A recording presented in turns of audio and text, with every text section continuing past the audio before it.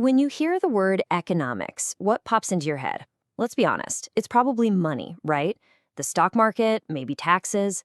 And yeah, sure, that's all part of it.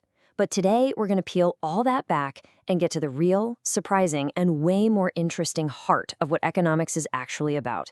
And we're going to start in a place you would never, ever expect. Okay, just for a second, picture this. Your heart's pounding in your chest. You're leaping over literal pits of fire.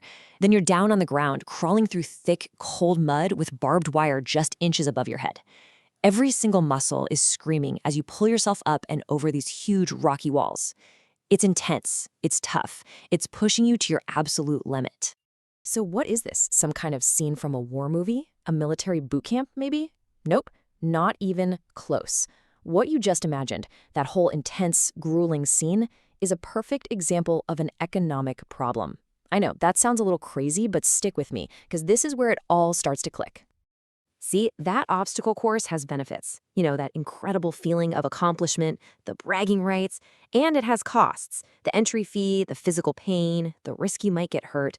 It's all about making a choice. And that right there is the real soul of economics. It's the science of choice. Every single choice we make, whether it's running a crazy race or just figuring out what to have for dinner, comes from this one single powerful concept: scarcity. And scarcity isn't just about not having enough money. We all have unlimited wants, but our resources, our time, our energy, even our attention are all limited. You've only got 24 hours in a day, right? You can't be in two places at once. That's scarcity in action. So really, economics isn't some dry subject you have to suffer through in school. It's actually a powerful tool, a framework for making smarter decisions. It gives you a way to navigate this world of endless desires and very limited resources, whether you're running a company, you're a student, or you're just trying to figure out what to do this weekend. Now, to understand all of these choices, economists basically look at the world through two different but totally connected lenses. Think of it like having both a microscope and a telescope to look at how people make decisions. On one side, you have microeconomics. The I in micro is the key. Just think individual. This is the microscope view, zooming in on the choices of single people, single families, or single businesses. Then you have macroeconomics, and the A in macro stands for aggregate, which is just a fancy word for the whole thing. This is the telescope, looking at the big picture, the entire national economy, things like inflation, unemployment, and economic growth.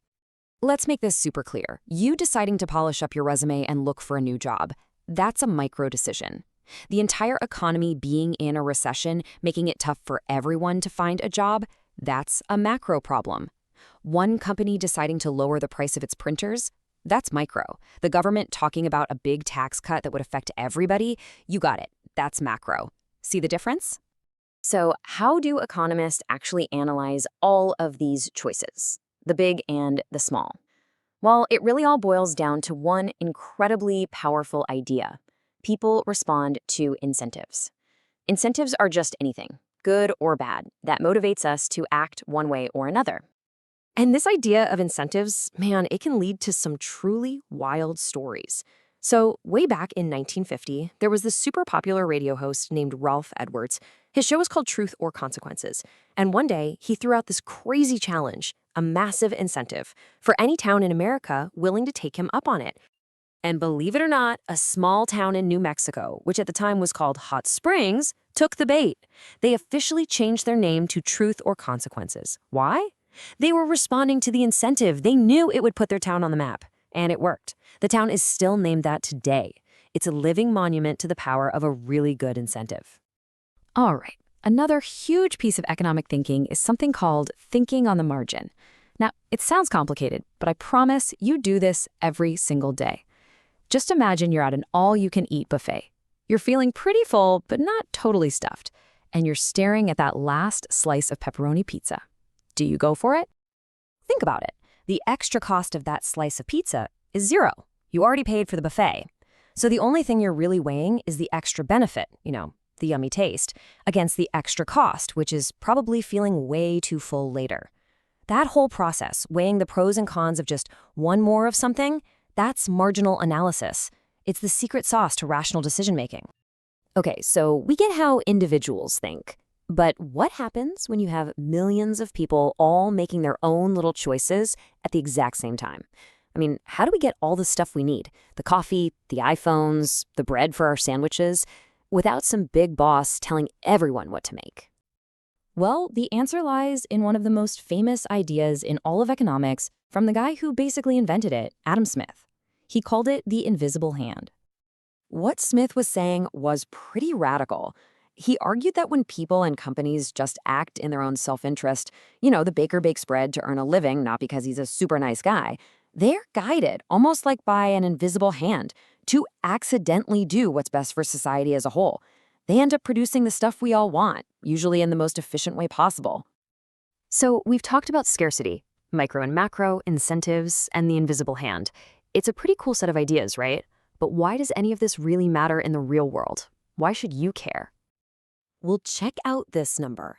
In 2021 alone, that's how many people in the United States got a bachelor's degree in economics. So clearly, a lot of people are seeing the value in thinking this way. And this number might help explain why. After about 15 years of experience, this was the median salary for people with an economics degree. So yeah, learning to think like an economist is a pretty practical and highly valued skill out there in the real world. But honestly, it's about so much more than a paycheck. At its heart, understanding economics gives you a mental toolkit. It's a whole new way of looking at the world based on choices, trade-offs, and consequences. It's a skill that can help you make better, smarter decisions in every part of your life, from your job to your relationships. So I'll leave you with this thought. The next time you're stuck in a long line, or trying to decide if you should study for one more hour, or even just picking something off a restaurant menu, just stop and think for a second. What are the real costs here? What are the benefits? Now that you know what economics is really about, what simple, everyday choice are you going to see in a whole new light?